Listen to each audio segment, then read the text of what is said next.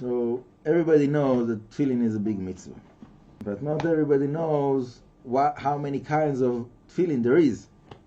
So what the tefillin that everybody are using, the basic tefillin is the basic halacha, is Rashi. Okay, that's the first obligation of tefillin is tefillin of Rashi. Obviously, also in there's many kinds, or the different kinds of how to write the tefillin, the Ashkenaz tradition, the Sephardi tradition, the Hasidic tradition. There's many issues there, but I'm not getting into that. But just that's the basic Rashi. Okay. Then there's many people that are wearing also Rabenu Tam. Okay.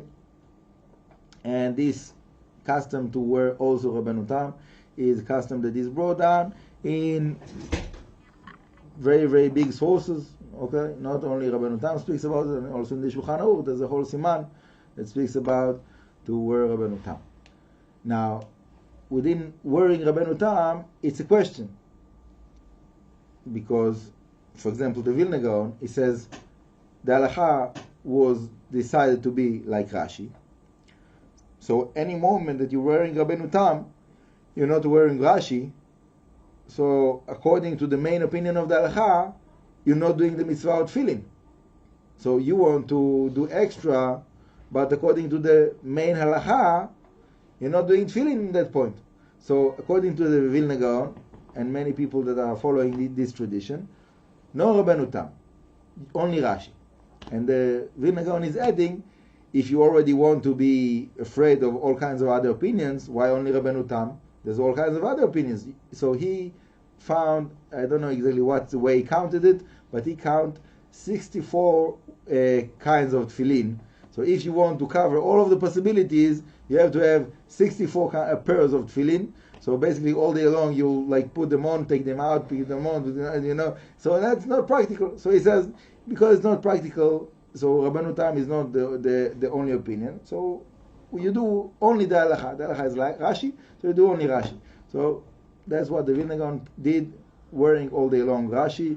And here in the old city we have many rabbis that's what they do, wearing all day long only Rashi. Fine. There is big discussions about Rabenu Tam. For me, I'm not saying that I'm not interested in all of the different discussions. It might be very interesting, but the reason that I'm doing Rabenu Tam, that I'm wearing also Rabenu Tam, is because I'm trying to follow the footsteps of the Arizal. And the Arizal said to put on Rabenu Tam. And that's also what it's brought down in Ben Ish Chai and many other Mekubalim that writes about the importance of Rabenu Tam. And there's a book here, it's called Reshit Chochmah. Reshit Chochmah was written by one of the students of the Ramak. So he writes an interesting understanding of why you have to put on Rabenu Tam with Rashi, because according to the opinion of Rabenu Tam, if you had only Rashi, you don't have tefillin on. So when you say Kriyat Shema, you say Kshatem Lo Tele and you didn't do it. So it's like in Chazal say to say Kriyat Shema without tefillin on, it's like me'idedu sheker batzmo. It's like you saying on yourself a lie that you gonna do it and you don't do it. So that's his opinion. Anyhow, so from that you can go back to the opinion of the Vilna Gaón. Anyhow, the reason of the Arizal is not because of the pshat of me'idedu sheker batzmo, that is like saying a lie on yourself or something like that. The Arizal explains that the Rashi is the mindset, the mochin of Bina, sphere of Bina, and the Rabenu Tam is abundance of Chochmah. Okay? So you have to have both. One, to have only Bina is not enough. You need to have also Chochmah. Okay? That's the understanding of the Arizal.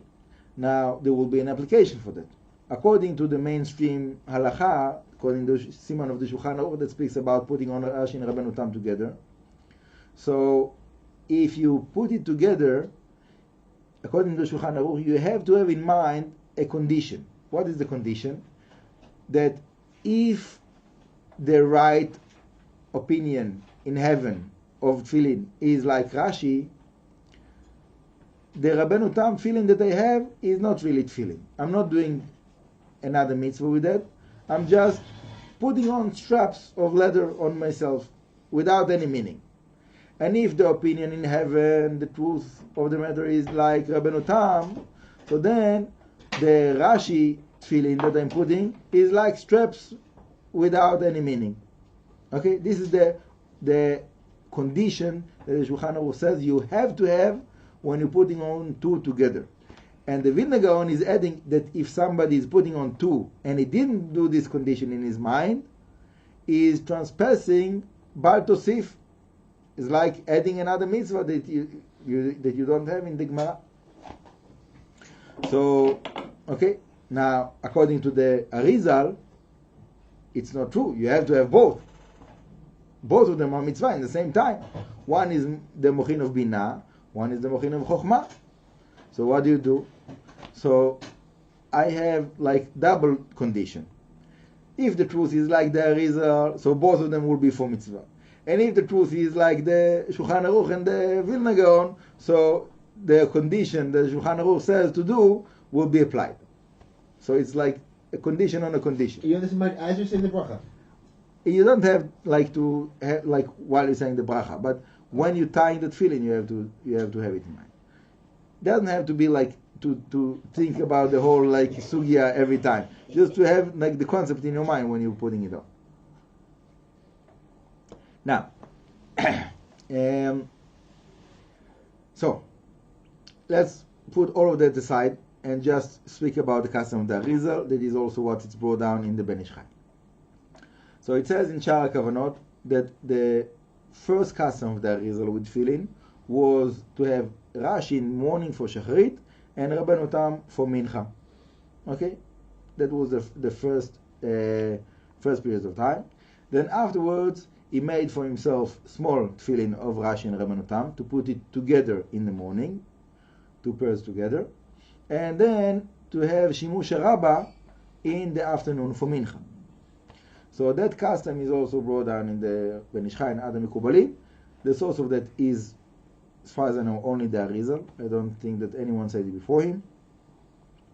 And he is explaining that in the morning we need to have actual those Bina and Chokhmah abundance together, each one separately, but it comes together. And in Mincha, when we're putting on the Shimush Rabbah, it will have the meaning like Rashi and Rabenu Tam of the morning. So it will be also Bina and Chokhmah together in the same time in one tefillin of Shimush Rabbah. Okay? Now, the tefillin of Shimush Rabbah is basically like Rashi. Just, it's big ones. Okay? And because it's big one, it has extra meaning according to the Arizal. Now, according to that understanding, that foundation that the Arizal have placed, came the Hasidim, Chabad and others, and they say, that's very good. So we can make something else. We can put the Shimush Rabbah Rashi in the morning, and then it's like we're putting two pairs of tefillin. But according to the Shulchan Aruch and all the other opinions that says that the halacha is like Rashi, so we're doing the halacha of Rashi, and we don't have any problems with anyone. Everybody are happy, and we're gaining the extra privilege of having Rashi and Rabenu Tam. And if you said that Rashi and Rabenu Tam together in the Shimush Rabbah in Rashi, so how much more so if you add afterwards another Shimush Rabbah of Rabenu Tam, so you will have even higher level. Shimush Rabbah of Rabenu Tam. So that's what they do. That's what the Chabad do. You have Rashi and Rabenu Tam, both of them big ones like Shimush Rabbah. And they say that the Rashi will be like putting on Rashi and Rabenu Tam, and the Rabenu Tam is a whole another extra word of And there is other Hasidim that are adding another pair of tefillin that they call it tefillin of the Ravad. That's another understanding that instead of like Rashi, so it's like the opposite. So like instead of the person that is putting on the tefillin, it's like someone that is looking on the person that is putting on the tefillin, the order of the parshiot inside of the tefillin of the head. Anyhow, that's another word. So so for somebody that he wants to follow the footsteps of the Arizal, he wants to apply those customs of the Mekubalim. So the first thing he should find is the money to buy the small set of Rashi. Okay? Then, if you have more money, to buy small Rabenu Tam, to put it together in the morning. And then in the Mincha, you can put only the Rabenu Tam. And even if you have even more money, that he can afford himself also Shimush Rabba, so then he can do the whole like set of custom of the Mekubalim to put the Rashi and Rabenu Tam together in the morning and the Shimush Rabba in the evening, and just remember to take them out before Shkia, because according to the Arizal, you don't have to. You're not supposed to keep the tefillin after Shkia, after sunset. Now, obviously, if somebody is already in that path of investing money and effort to get special tefillin and so on, so it's not only the size. You want to have like something that is, someone that he knows what he's doing when he's writing the tefillin. To have sofer that he knows the meditation. So when he's writing the name of Hashem in the tefillin, so he will put his meditation inside. There's a story that we'll finish with, that somebody brought a parshiot or tefillin to Rav Mordechai Eliyahu Zatzal. So Rav Mordechai Eliyahu looked on the parshiot and he said, "Tell the sofer that his handwriting is very nice, but it's not nice to listen to radio while he's writing." So someone that is like very, very holy, very, very righteous, is able to connect to the meditations that the sofer had, whatever was in the mind, in the heart of the sofer when he was writing that tefillin. And if it is meaningful for big rabbi like Rav Mordechai Eliyahu, so how much more so it's meaningful for Hashem. So we want our mitzvot, our tefillin, to be meaningful for Hashem. So as much as we can, it's important to buy tefillin by someone that you're relying on, that will get you the tefillin with sofer that they really have yirat shamayim, as much as possible, that he's going to the mikveh and he's doing the meditations and so on and so forth, as much as possible. Okay, and there is many people that they buy something basic and then they get a little bit more money, so they buy something more and they sell the old ones and so on and so forth, giving the old ones for someone who doesn't have tefillin, whatever it is. But it is it's a journey of like getting yourself to the position that you want, like many other things that we have in our life with the help of Hashem. Thank you very much. Bracha v'atzlacha.